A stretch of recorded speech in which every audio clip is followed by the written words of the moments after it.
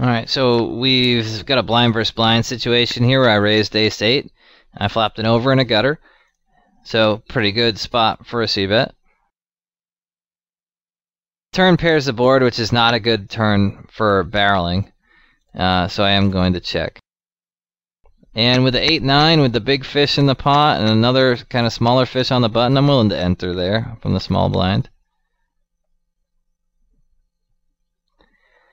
For 50 cents, I'll call 50 cents, heck. Alright, so I did flop the up and down straight draw.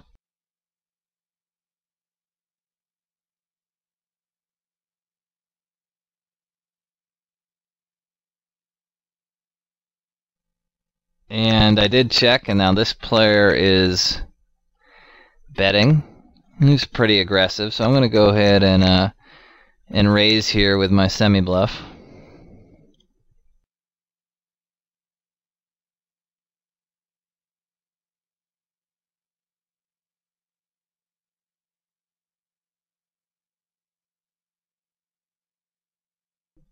And I'm not going to triple barrel this in general, but I am going to fire 2 streets.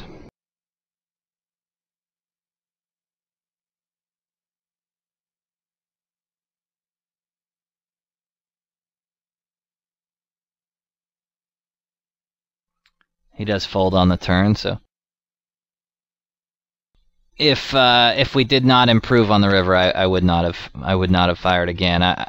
I'm all for value betting fish and semi-bluffing fish, but I'm generally against straight bluffing fish, and betting that river without improving is just a straight bluff against the fish. So I'm not going to be for that.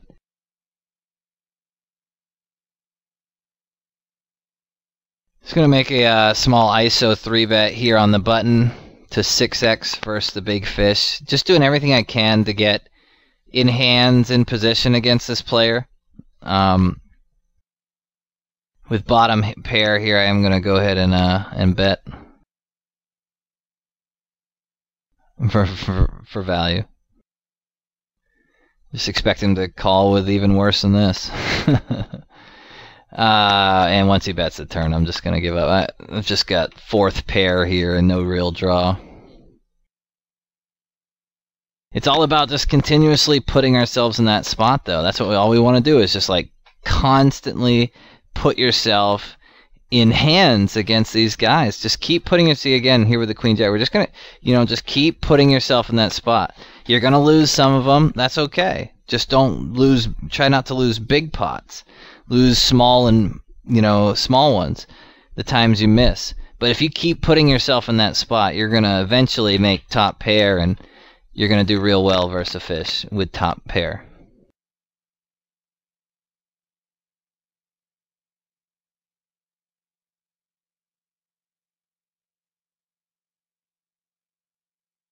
Again, a good board for c-betting. Again, it is against 2 players and a fish, so I am going to take just because it's such a good board for c-betting. I am gonna bet it, and I do get 2 folds.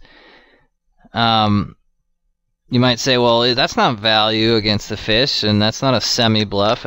Again, other c-betting is its own thing, though. C-betting is all about just picking the right spots.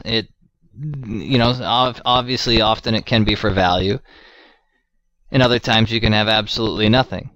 But if you just pick the right spots, you're going to be successful on your c-bets quite a bit. Really, c-betting is all about just picking the right spots. For example, similar spot here. Well, I shouldn't say similar, because I'm not going to c-bet it. 2 overcards on a 3-4-5 board. I'm just never getting 2 folds here, so I'm just going to check and give up with my king-queen. Getting 3-bet by a somewhat short but very tight player. I'm going to call with my queens and proceed if I flop an overpair, and if I don't, I'll probably give up. And we don't, unfortunately. Definitely don't like 4-betting in that spot. And just going to fold right on the flop here. It's a big fold to make, but against a guy who over 800 hands is 3-betting 4%, and he's 3-betting my under-the-gun open from the big blind, yeah, I can go ahead and fold once an ace hits, because he just doesn't have anything in his range that doesn't beat me at that point.